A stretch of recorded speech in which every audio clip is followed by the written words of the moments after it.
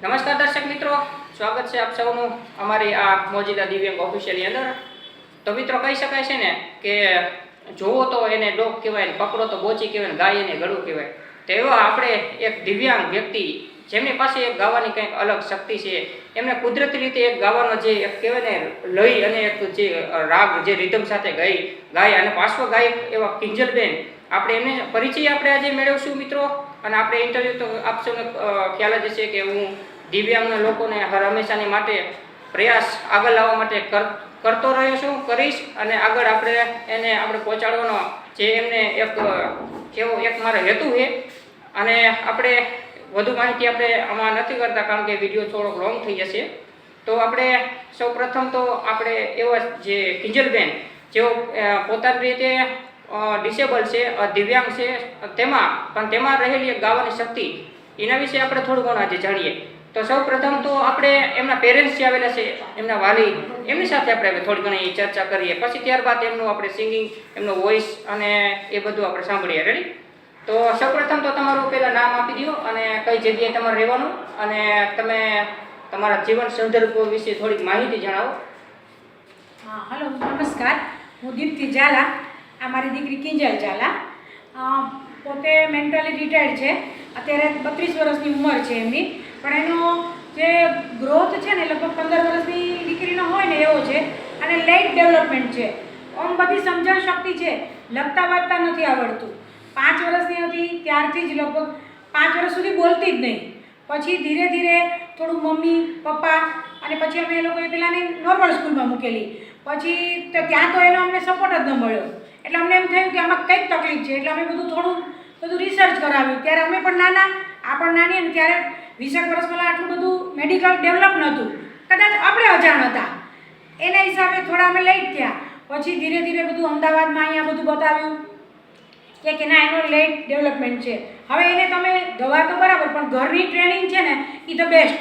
એટલે અમે પછી ધીરે ધીરે એને સ્પેશિયલ હું જુનાગઢથી અમે આવીએ છીએ, તો ત્યાં મંગલમૂર્તિ સ્કૂલ બહુ સરસ છે આ સ્પેશિયલ બાળકો માટેની. એટલે અમે ત્યાં એને એડમિશન આપ્યું. ધીરે ધીરે ત્યાં સંગીત શિક્ષક રાખ્યા. પહેલાં કાલું ઘેલું બોલતા શીખી, નાની પ્રાર્થના, એ કાચી પાકી. એટલે પછી એવું લાગ્યું કે આમાં સંગીતમાં થોડી આગળ વધશે. એટલે પછી એ લોકોનો મંગલમૂર્તિ સ્કૂલવાળાનો જ ખૂબ સપોર્ટ અમને કે ના, આ સરસ બોલી શકશે, તમે ચિંતા ન કરો, થઈ જશે. ને ધીરે ધીરે સંગીત શિક્ષકોએ પણ સારો સપોર્ટ આપ્યો. ગ્રાફ એનો ઊંચો જતો ગયો. પહેલાં નાની પ્રાર્થનાથી શરૂ કરી, હાર્મોનિયમ તબલા પહેલાં તાલમાં આવે ના આવે એવું ગડબડ ઘણીવાર થઈ. પણ છતાં ન અમે હિંમત હાર્યા કે ન એના શિક્ષકો હિંમત હાર્યા. ખરેખર તો એમને બધાને સલામ કે જે અમારી દીકરીને નથી બોલતા નહોતું, વાંચતા લખતા નહોતું આવડતું, છતાં એ લોકોએ ગ્રાસ્પિંગથી એ લોકોએ એને ખૂબ સરસ ટ્રેનિંગ આપી. અને પછી તો બહુ સરસ એવું થવા માંડ્યું કે અમારા જુનાગઢ સિટીમાં ખબર પડવા માંડી કે આ ભાઈ કિંજલ છે, એક બહુ સારું ગાય છે. એટલે અમારે કોઈ પણ મોટા પ્રોગ્રામ હોય, ઇવન અમારે ત્યાં જુનાગઢમાં નરસિંહ મહેતા યુનિવર્સિટી હમણાં થઈ છે, તો નરસિંહ મહેતાનું પદ તો કિંજલ ઝાલા જ ગાય એવો આગ્રહ થઈ ગયો. પછી મોરારી બાપુના હાથે એમને આશીર્વાદ મળ્યા, પૂજ્ય રમેશભાઈ ઓઝા ભાઈજીના આશીર્વાદ મળ્યા.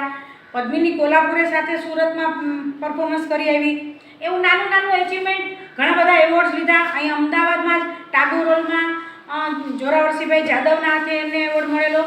પછી ચિત્રલેખા, એમાં એમને એક નાગર કન્યાના નોખા સૂર નામની એક આખી, મહેશ શાહ જે પત્રકાર છે એમણે અમને બહુ સપોર્ટ કરેલો, લેખ આપેલો. અને આવા તો અમારા પોતાના લોકલ મેગેઝિન, આ દિવ્ય ભાસ્કર છે, સંદેશ છે, ફૂલછાપ છે, મને અત્યારે નામે યાદ નથી આવતા, એવા ઘણા બધા મેગેઝિનોમાં એમણે અને આના બધા લેખ આવેલા છે. અને ખૂબ ફેમસ થઈ ગઈ કિંજલ. જુનાગઢનું તો અમારે એક બોલું આવે છે વોટ્સએપ ગ્રુપ, એમાં આપણું ઘરેણું, તો એમાં જુનાગઢની કિંજલ ઝાલા આપણું ઘરેણું નામથી એની એક ચેનલ જેવું થઈ ગયું. યુટ્યુબમાં પણ અમે એમના વિડીયો મૂકેલા છે.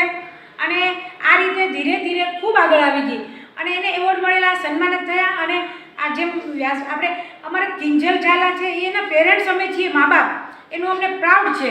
અને ઘણીવાર એવું થયું છે કે બહુ મોટા પ્રોગ્રામમાં આમંત્રણ આપ્યું હોય, સાવ નાનું ગીત કે 2 લીટી ગવડાવ્યું હોય, એટલે શરૂઆતમાં દુઃખ થતું કે આટલો મોટો પ્રોગ્રામ, આવડા મોટા કલાકાર, છતાંય મારી દીકરીને 2 જ લીટી. પણ પછી ધીરે ધીરે થયું કે ચલો એમાંથી કોઈક 2 લીટીમાંથી કોઈક એને પકડી, હાથ પકડો. અને એટલું બધું સરસ એનું અત્યારે તો એનો વિકાસ અમે એની 3 સીડીઓ પણ બહાર પાડી છે. કરાવકેની આલ્બમ લિપિ વિહોણા સૂર, કારણ કે વાંચતા લખતા નથી આવડતું એટલે લિપિ વિહોણા સૂર નામની એક સીડી બહાર પાડી છે, 3 આલ્બમ બહાર પાડેલા છે. અને આવા તો આ ગણાય નહીં એટલા એના બધા એચિવમેન્ટ છે. અને હજી મારી ઈચ્છા જ આ રાષ્ટ્રપતિ એવોર્ડ અથવા ઇન્ટરનેશનલ મારે પહોંચાડવી છે. અને બીજા માટે અમે મા દીકરી એક રોલ મોડલ બનીએ ને એવો મારો પ્લાન છે. અને કદાચ ઈશ્વર પાસે આ સરસ્વતી તો આપી છે, એટલે ઈશ્વરને માગીએ કે એટલું કે અમને કદાચ આવામાં હું જેટલી એચિવમેન્ટ ઈચ્છું છું એના કરતાં વધારે મળે. બસ, થેન્ક યુ. અને ભાઈનો ખૂબ ખૂબ આભાર કે એમણે અમને આજ આ ચેનલમાં બોલવાનો ને અમને થોડીક મારી વાત કરવાનો મોકો આપ્યો. ને કદાચ આમાંથી 2 દીકરા દીકરીઓ કંઈ પ્રેરણા લેશે તો ખરેખર આ કિંજલની લાઈફનું અમને એમ લાગશે કે આ એક લાઈફ અમારી સક્સેસ ગઈ.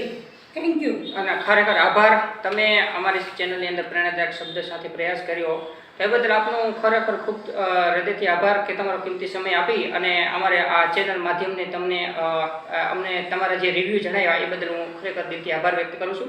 ત્યારબાદ હવે ખાલી માત્ર તમે ખાલી એમનો જે સિંગિંગ વોઇસ છે અમને અમારા દર્શક મિત્રોને ખાલી સંભળાતો કે કેવું પાર્શ્વ ગાયક તેઓ કેવો ગાઈ શકે છે, તેમનો કેવો વોઇસ છે, તો એ આપણે ખાલી દર્શક મિત્રો સાંભળવા માંગે છે.